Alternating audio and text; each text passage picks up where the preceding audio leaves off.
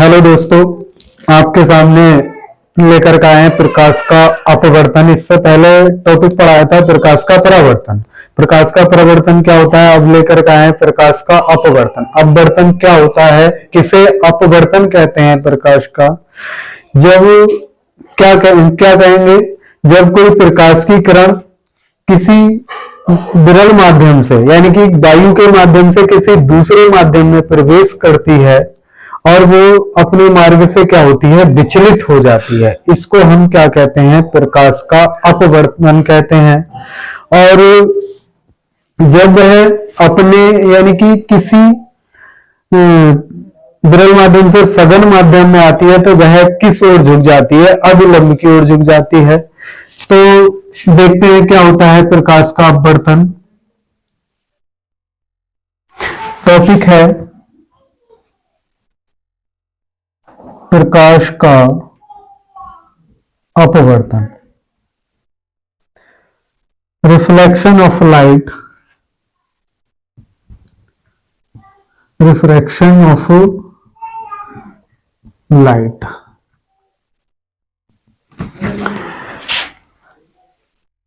यहां लिखेंगे, हेडिंग लगा लीजिए, प्रकाश का अपवर्तन।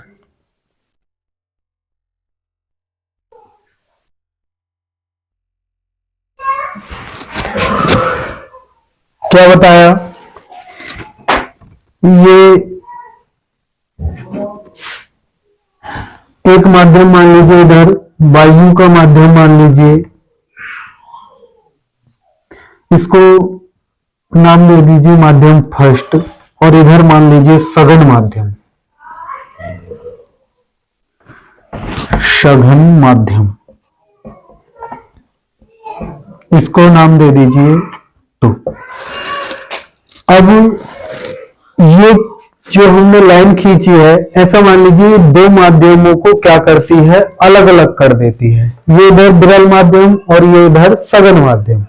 सघन माध्यम क्या होगा, जिसमें प्रकाश की किरण विरल माध्यम से सघन माध्यम में आए और उसकी यानी कि चाल जो हो क्या हो जाए, कम हो जाए, या फिर उसकी चाल में थोड़ा बहुत डिफरेंस आए, ऐसे माध्यम को हम क्या कहेंगे, सघन माध्यम कहेंगे।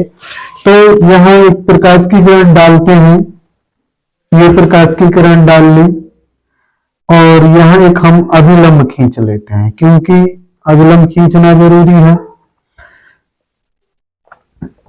ये हमने अभिलंब खींच लिया, और ये क्या हो रही है, अपने मार्ग से विचलित हो रही है। ये सीधी जाने की बजाय किस ओर झुक रही है, अभिलंब की ओर झुक रही है ना।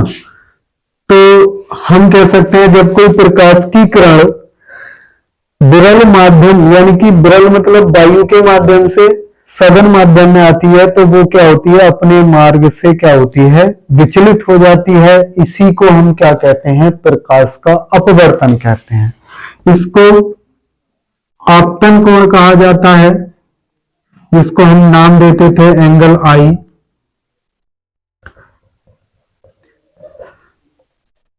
एंगल आई, इसको आपतन कोण कहते हैं, और इसको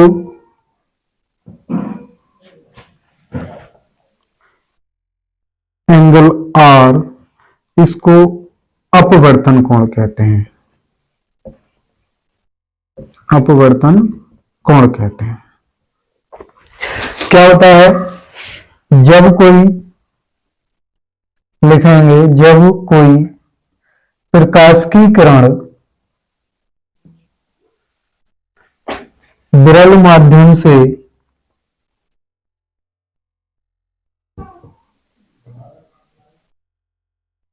से सघन माध्यम में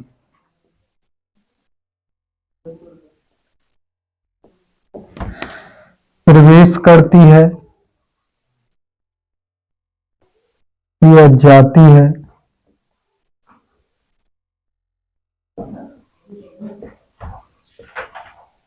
तो वह प्रकाश की किरण अपने पथ कह लो या रास्ते कह लो, अपने पथ या रास्ते से विचलित हो जाती है।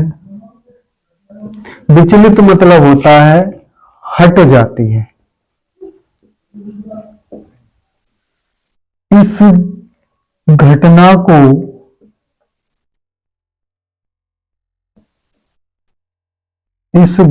को प्रकाश का अपवर्तन कहते हैं। ये बहुत ज्यादा महत्वपूर्ण टॉपिक है कि प्रकाश का अपवर्तन, है ना। प्रकाश का अपवर्तन क्या होता है, बताया कि जब कोई प्रकाश की किरण विरल माध्यम से सघन माध्यम जाती है तो वह अपने रास्ते से क्या हो जाती है, हट जाती है। देखो, जाने की बजाय सीधी क्या हो गई, हट गई, है ना। तो हम इसी को क्या कहते हैं, प्रकाश का अपवर्तन कहते हैं। जब कोई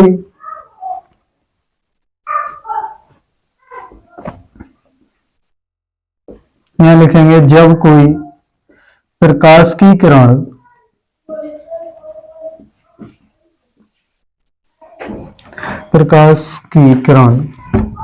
विरल माध्यम, अब आप जानते होंगे क्या होता है, वायु का माध्यम, विरल माध्यम से सघन माध्यम में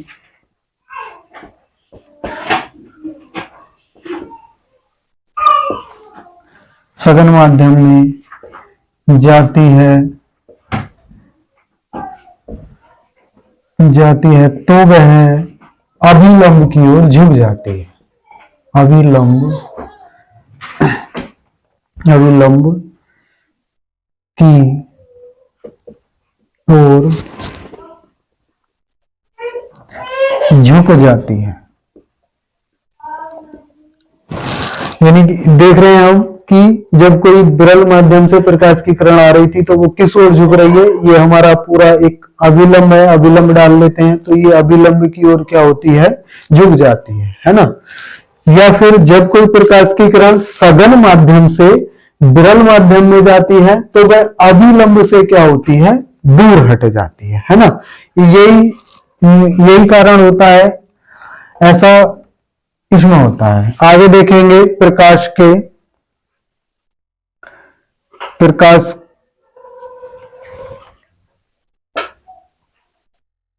अपवर्तन के नियम प्रकाश के अपवर्तन के दो नियम हैं। प्रकाश के अपवर्तन के कितने नियम हैं, दो नियम हैं। पहला नियम क्या होता है कि आपतित किरण तथा अपवर्तित किरण और अभिलंब तीनों एक ही तल में होते हैं। क्या होता है, आपतित किरण तथा आपतन बिंदु पर अभिलंब तथा अपवर्तित किरण क्या होते हैं, तीनों एक ही तल में स्थित होते हैं। इस बात को समझे, ये आपतित किरण हो गई, यहां कोई मान लीजिए बिंदु है, आपतन बिंदु इसे कह सकते हैं, और ये अभिलंब हो गया और ये अपवर्तित किरण हो गई, तीनों क्या होते हैं, एक ही तल में होते हैं। ये प्रकाश के अपवर्तन का पहला नियम है। तो लिखेंगे पहला नियम, आपतित किरण कौमा अपवर्तित किरण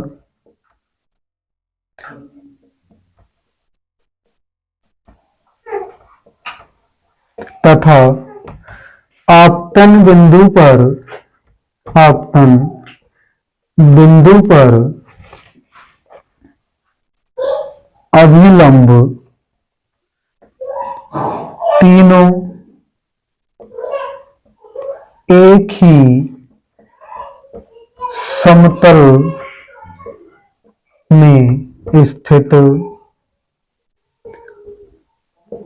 होते हैं।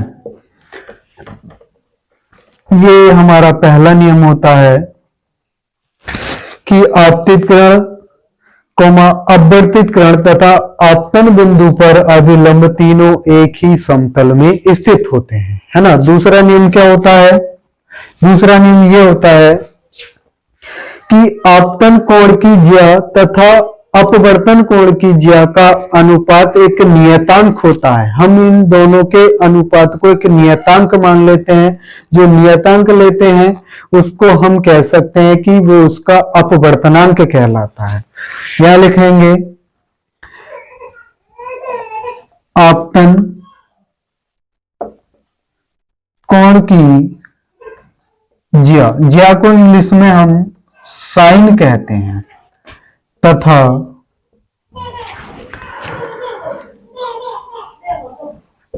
अपवर्तन कोण की ज्या, ज्या मतलब हम इंग्लिश में इसको साइन कह सकते हैं, का अनुपात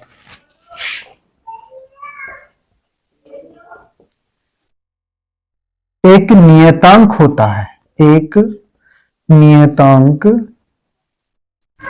होता है, एक नियतांक होता है। तो इनका मतलब अनुपात है, तो अनुपात लेंगे तो क्या लेंगे, यानी कि आपतन कोण मतलब साइन आई बटे साइन आर बराबर नियतांक, यानी कि इन दोनों का अनुपात ही हमारे पास क्या कहलाता है, साइन आई बटे साइन आर बराबर एक नियतांक होता है। ये इसी को हम लिख सकते हैं साइन आई बटे साइन आर बराबर एन। इसी को हम कहते हैं स्नेल का नियम। इसे ही स्नेल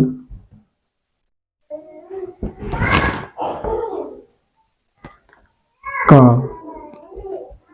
नियम कहते हैं।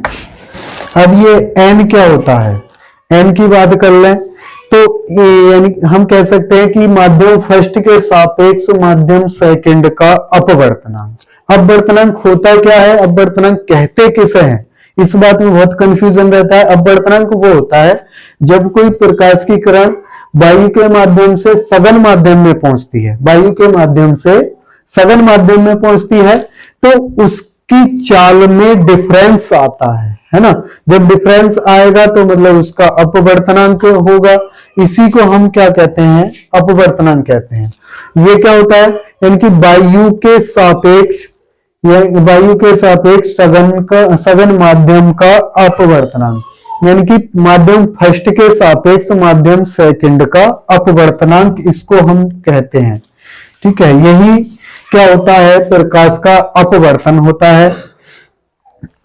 तो बताइए बच्चों की कैसा लगा कि प्रकाश का अपवर्तन की क्या होता है अपवर्तन, ये आपको समझ में आया या नहीं। एक बार फिर से रिवाइज कर लेते हैं क्या होता है प्रकाश का अपवर्तन। देखते हैं कि प्रकाश का अपवर्तन क्या होता है। क्वेश्चन है, बहुत ज्यादा महत्वपूर्ण है हाई स्कूल वाले बच्चों के लिए। प्रकाश का अपवर्तन कि प्रकाश का अपवर्तन जब कोई प्रकाश विरल माध्यम से सघन माध्यम में प्रवेश करता है या करती है तो वह प्रकाश की किरण अपने पथ या रास्ते से क्या विचलित हो जाती है, यानी कि हट जाती है। इस घटना को ही प्रकाश का अपवर्तन कहते हैं। प्रवेश करता है लिख लीजिए यहां, है ना। और यहां जब कोई प्रकाश किरण, यहां किरण लिख लीजिए, सॉरी ये रह गया था। जब कोई प्रकाश किरण विरल माध्यम से सघन माध्यम में प्रवेश करती है, सही था यहाँ पे, करती है तो वह प्रकाश की किरण क्या होती है, अपने पथ या रास्ते से क्या होती है, विचलित हो जाती है, हट जाती है। इस घटना को ही क्या कहा जाता है, प्रकाश का अपवर्तन कहते हैं। या फिर हम कह सकते हैं, और वह क्या मतलब डिनोटेट करती है वहां जाकर के, ये करता है कि जब कोई प्रकाश की किरण विरल माध्यम से सघन माध्यम में जाती है तो वह अभिलंब की ओर झुक जाती है। ये देख रहे हैं हम कि अभिलंब की ओर झुक रही है ना। या फिर ये कह सकते हैं कि जब कोई प्रकाश की किरण सघन माध्यम से विरल माध्यम में जाती है तो वह अभिलंब से क्या होती है, दूर हट जाती है ना। अब प्रकाश के अपवर्तन के कितने नियम हैं, 2 नियम होते हैं। दोनों नियम कौन कौन से होते हैं देखते हैं। पहला, आपतित किरण कोमा अपवर्तित किरण, यानी कि आपतित किरण और अपवर्तित किरण तथा आपतन बिंदु पर ये जो अभिलंब होता है ना, अभिलंब तीनों एक ही समतल में स्थित होते हैं। दूसरा है आपतन कोण की ज्या मतलब साइन तथा अपवर्तन कोण की ज्या साइन का अनुपात है ना, इन दोनों का अनुपात एक नियतांक होता है। देखो, यानी कि आपतन कोण क्या हो गया, साइन आई बटे साइन आर बराबर एक नियतांक मान लिया। यहां साइन आई बटे साइन आर बराबर कह सकते हैं हम एन, इसे ही हम स्नेल का नियम कहते हैं। एन क्या होता है, ये अपवर्तनांक होता है, यानी कि माध्यम फर्स्ट के सापेक्ष माध्यम सेकंड का अपवर्तनांक। इसी को हम लिख सकते हैं, अगर देखें तो साइन आई बटे साइन आर बराबर एन टू 1 है ना। तो बच्चों, इस वीडियो से आपको क्या सीख मिलती है इसके बारे में देखो, हमने बहुत कुछ बताया और वीडियो भी काफी अच्छी बनाई है। हाई स्कूल वालों के लिए तो बहुत ही ज्यादा महत्वपूर्ण वीडियो है, तो इसको आप एग्जाम के लिए जरूर। बच्चों, ये प्रकाश का अपवर्तन हो गया, या फिर प्रकाश का हमने पढ़ा था प्रकाश का परावर्तन। इससे पहले टॉपिक पढ़ाया था प्रकाश का परावर्तन, और ये है प्रकाश का अपवर्तन। इन दोनों टॉपिकों में से कम 90% चांसेस, 90% का इन दोनों टॉपिकों में से एक न एक टॉपिक 100% आता है। या तो खाली प्रकाश का अपवर्तन क्या होता है इसके नियम लिखिए, या प्रकाश का परावर्तन क्या होता है इसके नियम लिखिए। दोनों के दो नियम होते हैं, इनमें से ये क्वेश्चन 100% आता है। ठीक है, पहला टॉपिक पढ़ाया था हमने प्रकाश का परावर्तन।